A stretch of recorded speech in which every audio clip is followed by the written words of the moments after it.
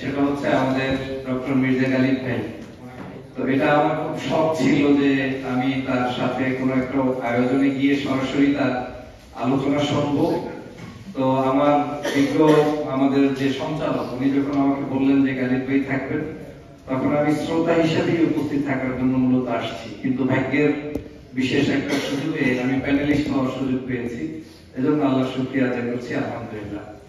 আমরা হয়তো মিডিয়াতে অনেকের উত্থান হয়েছে বিভিন্ন কথা আলোচনার কারণে, সোশ্যাল মিডিয়ার কারণে অনেকে আমরা মনে করি সেলিব্রিটি, কিন্তু বাস্তব সেলিব্রিটি যারা, যাদের জ্ঞান গর্ব আলোচনা থেকে জাতির অনেক কিছু শেখার আছে, সেটা হচ্ছে এই ডক্টর মির্জা গালিব ভাইদের মতো মানুষরা, এবং ওনারাই আমাদের অনুপ্রেরণা, এবং ওনাদের পথ থেকে আমরা অনেক কিছু শিখেছি, জানছি, আজও শিখছি। প্রিয় সহযোদ্ধা ভাইরা, আজকে আমাদের এই যে তরুণ সংগঠন, যে সংগঠনটি আমাদেরকে ডেকে এনেছে কয়েকটি বিষয় আলোচনা করার জন্য। আমরা গতানুগতিক জনসভার বক্তব্য কিংবা টকশোর বক্তব্য দিলে এই সেমিনারগুলোর ফলপ্রসূতা কিংবা জাতির জীবনে কল্যাণকর ভূমিকা রাখবে না বলে আমি ছোট্ট কয়েকটা পয়েন্ট দিয়ে কথা বলে শেষ করতে চাই। বাংলাদেশে ছাত্র জনতা বিপ্লব করেছে, কোনো সন্দেহ নাই, কিন্তু ছাত্র জনতা বিপ্লবকে ব্যাকআপ দিয়েছে বাংলাদেশের সকল রাজনৈতিক সংগঠনের নেতৃবৃন্দ, বাংলাদেশের সকল শ্রেণী পেশার মানুষ। সে হতে পারে একজন নায়ক, গায়ক, শিল্পী, সাহিত্যিক, কবি, একজন আলেম, একজন পীর, একজন রাজনৈতিক দলের নেতৃবৃন্দ। এক বাক্যে এই বাংলাদেশকে যারা স্বীকার করে সবাই কিন্তু এই আন্দোলনে সম্পৃক্ত হয়েছে। তখন কিন্তু বাংলাদেশের মানুষের মনোপটে একটা বিষয় ছিল, সেটা হচ্ছে শেখ হাসিনার হাত থেকে আল্লাহ রক্ষা চাই।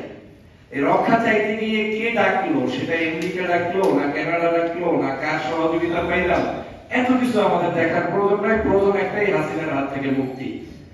মনে রাখতে হবে, বাংলাদেশের নতুন রাজনীতি যারা করতে চাই কিংবা করব, এই 5ই আগস্টের পূর্বের ঐক্য আর 5ই আগস্টের পরবর্তী ঐক্যের ধরন এক কোনোদিন হবে না।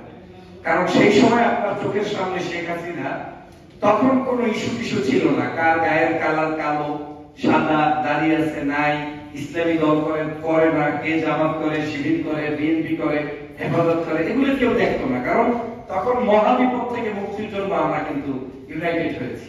কিন্তু আজ কিন্তু জাতির একটা বড় সমস্যা আছে, সেটা হচ্ছে জাতি যখন বড় কিছু অর্জন করে ফেলে, তখন সেই প্রত্যাশা অনুযায়ী রাষ্ট্র ব্যবস্থা গঠন করার জন্য যে মেধাবী মানুষের প্রয়োজন এবং সকলের সাথে অ্যাকোমোডেট করার চলার যে যোগ্যতা প্রয়োজন, সেই যোগ্য নেতৃত্ব কিন্তু 5ই আগস্টের পূর্বে আমরা সিলেক্ট করতে পারি। কারণ আমরা হঠাৎ সাডেনলি একটা বিজয় পেয়েছি, কিন্তু এখন বিজয়ের পরে সবাই ভাবছি কি করা যায়।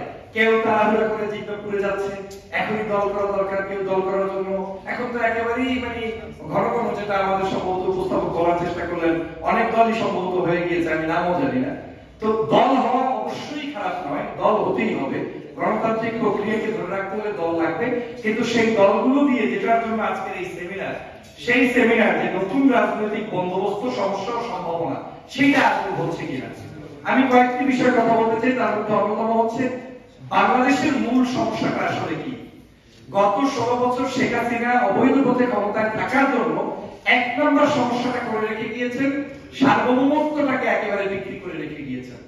বিক্রিটা করতে তাও বেশি দূরে না, একেবারে পাশের রাষ্ট্র, যেখান থেকে চট করে শেখ হাসিনা ঢুকে পড়ার কথা ছিল। এই চটকলা ওইখানে মোদিকে দিয়ে, আপনি যদি মনে করেন যে মোদি একটা ফেসবুকে পোস্ট করেছে, এই পোস্টটা তার কোনো একটা ভুল মেসেজে হয়েছে, না, 15 দিন সময় নিয়েই এই মেসেজটা লিখেছে।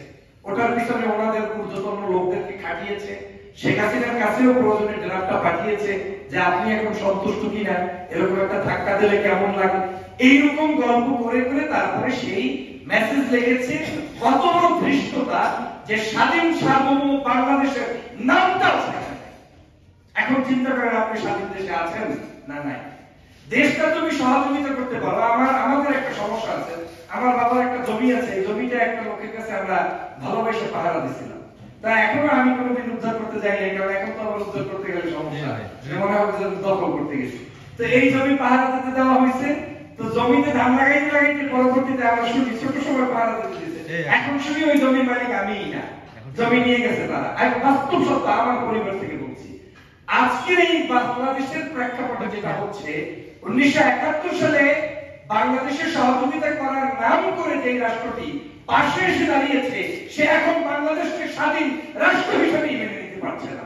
এটাই হচ্ছে আমাদের সবচেয়ে দুর্ভাগ্য, এবং গত 16 বছরে আমাদের সবচেয়ে বড় ক্ষতি করে গিয়েছেন শেখ হাসিনা। অতএব সেই জায়গা থেকে বাংলাদেশকে রক্ষা করতে হবে।